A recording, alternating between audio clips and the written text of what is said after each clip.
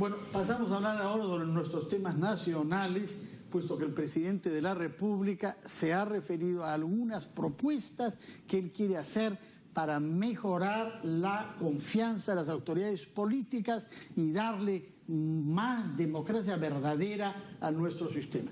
3 propuestas. Uno, que nuestro Congreso restablezca una segunda Cámara, es decir, que haya nuevamente, como fue el caso hasta el 93, una Cámara de Diputados, una Cámara de Senadores. Segunda propuesta, que no exista el voto preferencial, que fue introducido el año 78 para las elecciones de la Asamblea Constituyente. Se dice que, inspirado por algunos militares, para evitar que Haya de la Torre pudiera tener demasiados votos. Esas son 2 de las propuestas hechas por el presidente Vizcarra, y modificar también el sistema de la cifra repartidora, que es el dispositivo que traduce en número absoluto de votos en los escaños que se reciben. Y que modificaron los militares el año 62 para las elecciones 63, gane Belaúnde con la democracia cristiana. Eso también tuvo su truquillo. Sí. Tenemos entonces temas que son técnicos, bajo los cuales, como ha quedado claro, hay un trasfondo histórico, político, y el riesgo siempre de que alguien esté manipulando nuestras instituciones.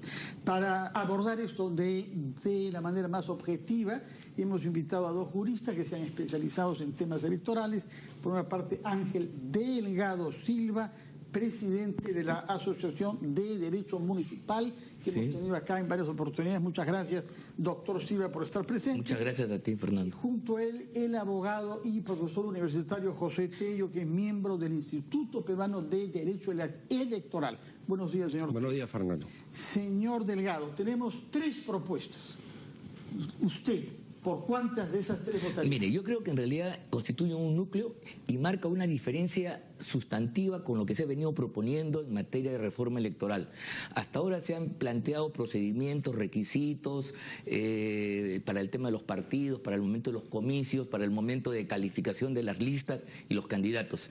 Y yo tengo la impresión que ese proceso, que ya tiene años, no ha producido nada mejor. Por el contrario, a mayor regulación hay una suerte de resultados más pobres, más precarios. En cambio, aquí el presidente de la República, yo creo que con buen criterio, ataca un tema sustantivo que había sido soslayado. Es el tema de la representación política, cuyo órgano sustantivo es el Congreso, el Parlamento Nacional. Y las 3 medidas versan sobre ello.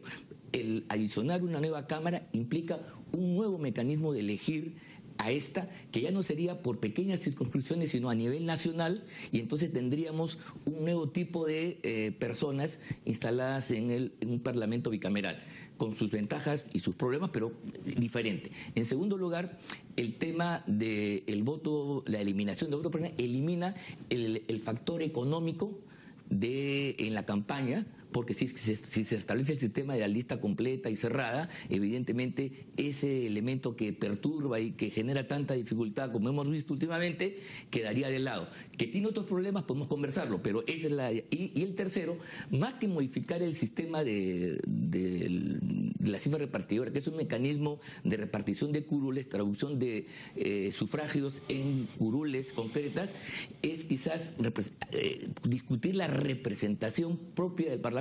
Si los actuales departamentos deben ser los distritos electorales, o si debiéramos tener una representación más adecuada entre un número determinado de pobladores y sus correspondientes representantes.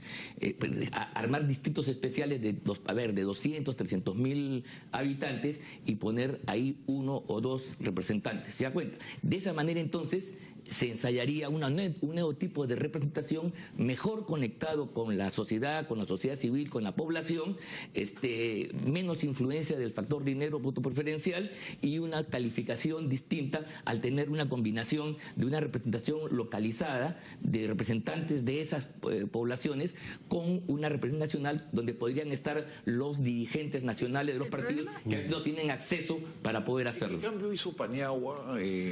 Antes había distrito electoral único, me parece, a la hora de elegir.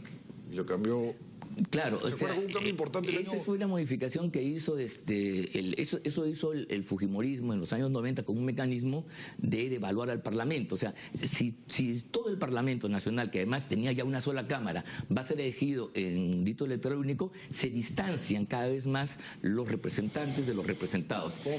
¿Cómo funciona el distrito electoral único y lo que se cambió el 2000? Eso no lo tengo Sí, te voy a claro. explicar. O sea, la reforma electoral de los años 90, que repito, tenía objetivos un poco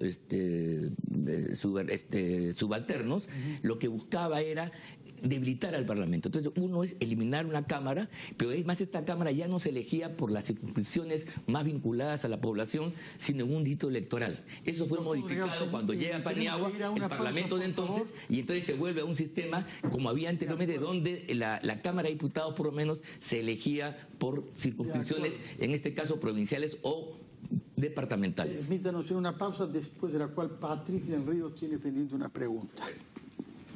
Ese sistema...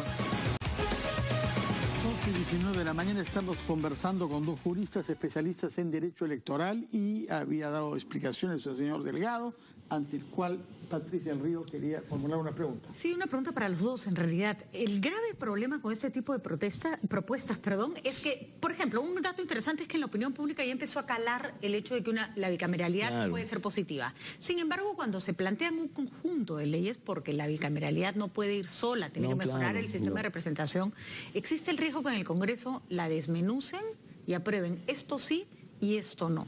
¿No es cierto? Y eso genera Un Frankenstein. el Frankenstein que a la larga termina siendo peor Sí. que lo que ya había. ¿Cómo evitarlo? Sí, es cierto, a ver. Si me permites, Sí, mira, por favor. hay lo que tenemos nosotros como el principal enemigo para verdaderamente tratar la bicameralidad, cabalidad, son los feudos. Los feudos que se han constituido en cada uno de los despachos parlamentarios.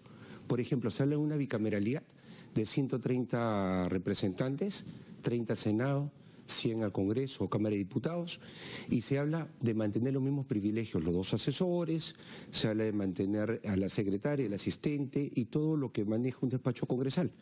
Obviamente con todos los problemas que ya sabemos que pueden ocurrir ahí, desde los tejiretazos, como por ejemplo cobrarle a los asesores fantasmas y mil cosas más. Ese es el gran problema. ¿Por qué? Porque no están atacando un tema de fondo, que es la representación. Estamos con una subrepresentación en este país. ¿Qué cosa que por debajo de lo más normal. parlamentarios. Claro, Pero eso nadie lo propone. no, ¿eh? poco Lo que está parlamentario. clarísimo es que la propuesta de Vizcarra es 2 cámaras, pero con el mismo No, número pero él dice que claro, que hay pocos parlamentarios para mucha población. Por Ese supuesto, es un y hay problema. detalle más. Si se trata de un tema Eso es económico, intocable. si se trata de un tema económico, por ejemplo, lo que no han evaluado en el Congreso, porque definitivamente es un tema de voluntad política, es el hecho de, por ejemplo, manejar economía a escala. 2 o 3 asesores para toda una bancada, por ejemplo. Ahora, hay un tema, Bajar la planilla, ¿no? hay un dato importantísimo. Cuando había bicameralidad, había me parece que 800 trabajadores en Menos el gente, Congreso. Había mucho menos. Hoy día Claro. hay 130 y hay 8.000 trabajadores. Entonces, supuesto. obviamente el problema no está en la cantidad de congresistas, sino en la supuesto, burocracia. Claro, ¿no? Los feudos que se han armado en cada uno de los despachos congresales, en la sobrecarga laboral Pero que también hay tienen un problema. Yo no creo en la bicameralidad. Yo suscribo la doctrina Primo. Podemos discutir. San Primo, todo lo que dice San Primo, yo creo que tiene razón. En ese sentido. ¿Sobre fútbol también? De la unicameralidad, no, de fútbol discrepamos. Pero la unicameralidad yo creo que él tiene mucha razón. Pero yendo un poco al tema, es cierto que un problema que hay hoy en día es la doble votación, la segunda votación. La exención de la doble votación, de la segunda votación de los proyectos debería ser la excepción. Y se ha vuelto la norma. Sí. En realidad tendría todo el sentido del mundo y seguramente habría menos reclamo por bicameralidad si se llevase la segunda votación, pero los proyectos hoy en día se votan en primera votación y después se vota la exención y pasan como un tubo. Y ese no es la Y idea. es la falta de Claro, revisión, claro. es la falta de revisión, y ahí tenemos también normas que son modificadas permanentemente. ¿Por qué? Porque son de baja calidad. Si uno revisa los indicadores del Parlamento, la verdad dan pena. Hablan de producción normativa, pero no hay ningún estándar de calidad real. Tampoco no existe, digamos, un trabajo concienzudo en costo-beneficio. Y ahí hay un problema, porque todo proyecto de ley tiene que tener un beneficio social tangible. Sin embargo, muchas veces está esta frase ya No prácticamente... significará gasto del Estado. Erario nacional, no será afectado, efectivamente. Entonces, esos son problemas que tenemos nosotros más de fondo, ¿no? Porque en realidad el Parlamento puede mejorar, pero si tiene voluntad de cambiar por sí mismo.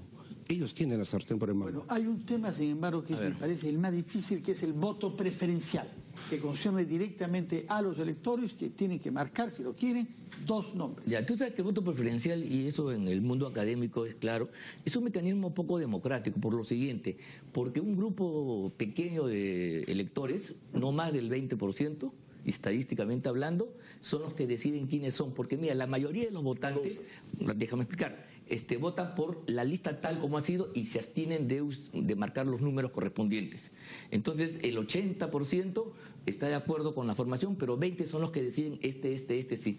Y es ahí entonces donde el factor dinero, que es un elemento que distorsiona y complica la decisión electoral, entra a jugar un rol determinante. Si eso no existiera y los partidos pudieran presentar su propia su selección de cuadros, ese factor se eliminaría y podríamos ganar, yo creo, una coherencia en bancadas estables que además son las que garantizan el equilibrio parlamentario y la estabilidad política, y eliminaría el factor transfugismo, como hoy día es la moneda corriente. Sí, abogado del diablo, antes habían 2 argumentos, yo me acuerdo que los escuché cuando se cambió el voto preferencial. Uno era que los partidos hacían argollas, la cúpula manejaba la lista.